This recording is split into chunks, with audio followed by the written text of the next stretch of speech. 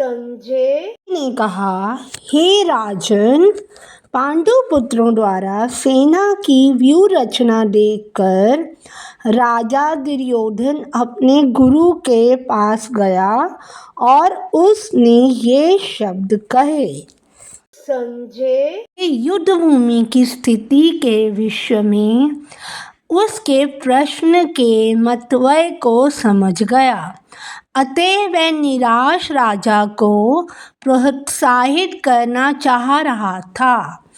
उसने उसे विश्वास दिलाया कि उसके पुत्र पवित्र स्थान के प्रभाव में आकर किसी प्रकार का समझौता करने नहीं जा रहे हैं।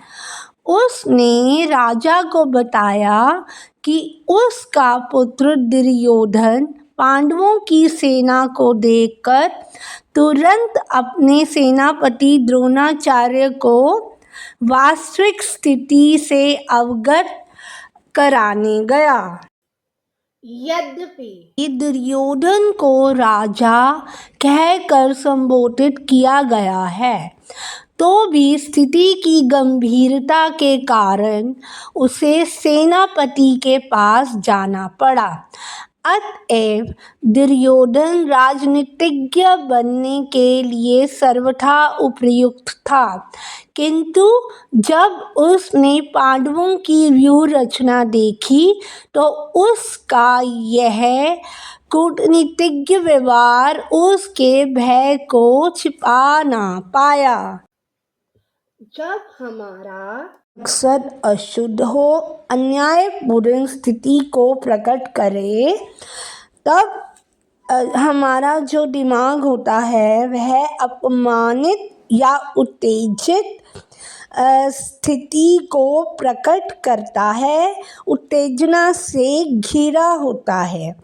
यह मानसिक स्थिति बहुत सारे अत्याचारी और कामुक तानाशाही लोगों या राजाओं में देखी जा सकती है। व्यास जी की एक आदत थी कि वह सरल शब्दों द्वारा चरित्रों के व्यक्तित्व से जुड़े मानसिक लक्षण को पहचान लेते थे और उनको वह एक संपत्ति के रूप में उनका विवरण किया करते थे। धृतराष्ट्र ने दुर्योधन के बारे में बात करते हुए बोला कि वह अनुशासन में रहते हुए भी वह अपने गुरु के पास जा सकता था।